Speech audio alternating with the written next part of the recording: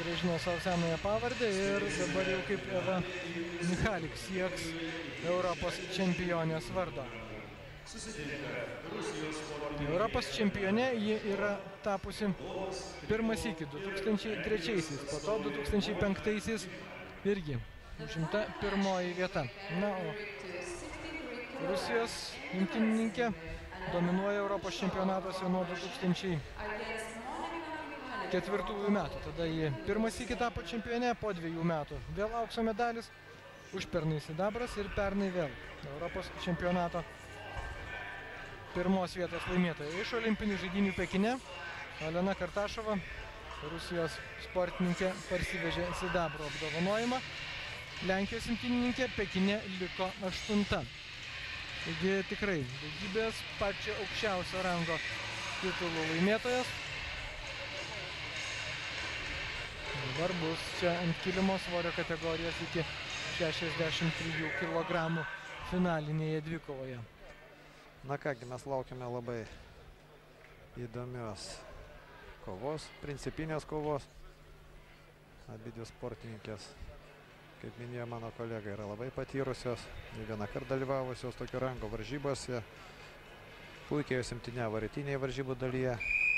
Lenkija pirmojo kovoje įveikė Bulgariją, po to ką tik matyta vokietė ir prancūzė, būtent ir vokietė ir prancūzė, kurios kovojo dėl bronzos. Šias abi imtynininkės nugalėjo Eva Monika Michalik. Patraukusi už rankos atliko pervedimą į parterį Rusijos imtynininkė, teisėjas įvertino tai 1 tašku ir matome, kaip jinai bando išties savo ranką, tiesiog nuimti atraminę ranką, kad galėtų atlikti gal rytinį, bet dėja nebuvo pakankamai geras susikabinimas ir arbitras, išvelgdamas, kad bus vilkinama kova, taip pat abidvi sportininkės kelia į stovėseną. Jeigu prieš tai matytojo kovoje tempas buvo gerokai didesnis, dabar iš pirmo žvilgsnio atrodo, kad sportininkės labai jau neaktyvios. Nu, matom, tik iš pirmo žvilgsnio. Kiekviena iš imtynininkių turi savo kovos vedimo taktiką. Viena yra aktyviau, kita pasyviau. Gal kažkokia nedidelė trauma patyrė Rusijos imtynininkė, suskaudo į pirštą. Nežinau, galbūt tai sena kažkokia trauma, bet taip pat priejo.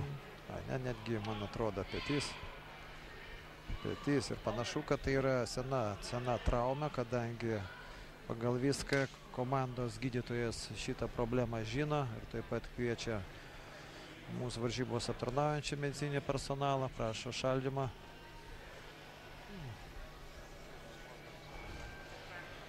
Trumpalaikis poveikis, bet gal ir užteks jau?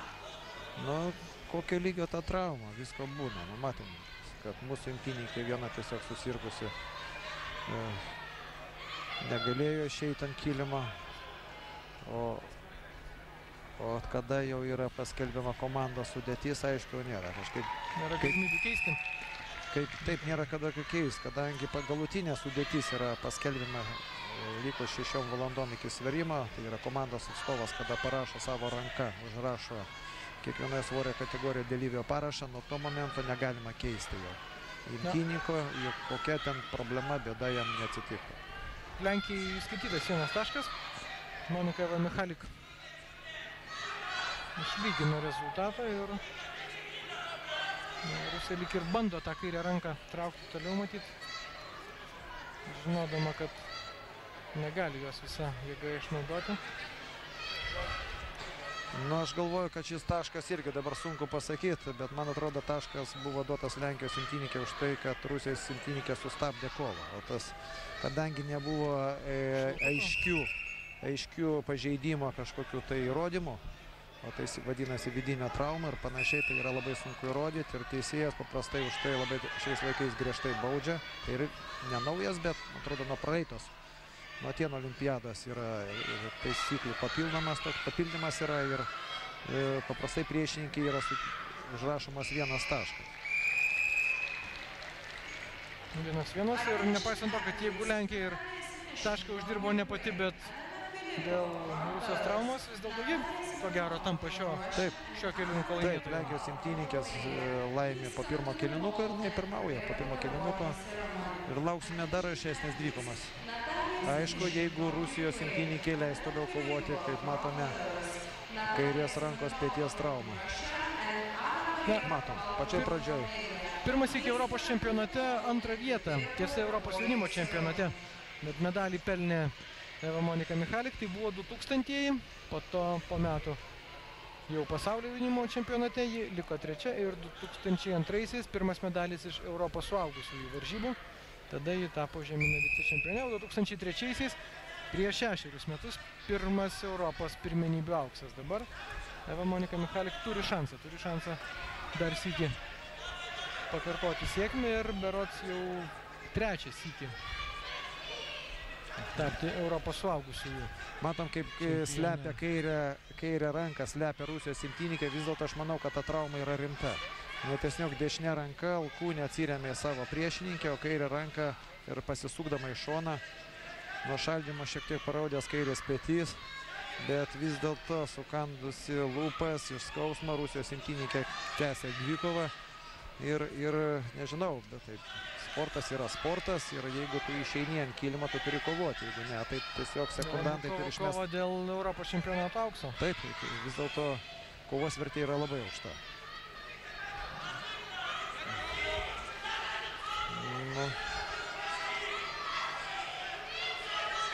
Pusėjo antrasis kėlinukas, kol kas lygiaverčių varžovių tikrai.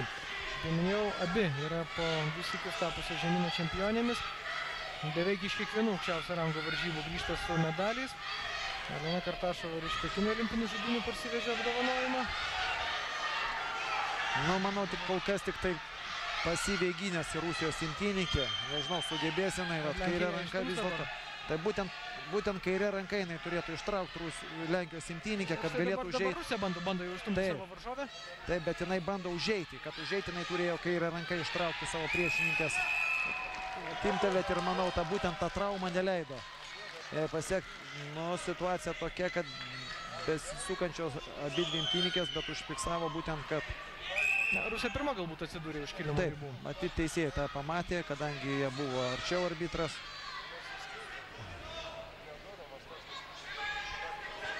Būt ne pati gražiausia finalo dvikova iš to, ką matėme. Tikrai toli gražu ne 48 kg, kur technišką ir dinamišką kovą mes matėme. Manau, kad trauma sutrukdė Rusijos imtynininkai. Aiškiai jie skauda tą kairę ranką. Jinai praimtyniavo visą antrą kėlinuką, prispaudusi praktiškai kairę ranką prie savo elements ir nedarė jokių veiksmų su ta ranka. Monika Michalik susigrąžina po kelių metų. Nuo 2005-ųjų ji nebuvo tapusi Europos čempionė. Susigrąžina po 4 metų pertraukos žemyno čempionės titulą. Nuo Alenai Kartašovai tai yra antras sidabro apdovanojimas. Prieš 2 metus irgi buvo antra. Ir tada mūsų matyti Štefani Štiuber buvo pralaimėjusi finalinį dvikovą. Pernai ji Olga Hilko iš Baltarusijos finale įveikė ir dabar štai lieka antroje vietoje. Taigi Lenkija pirma,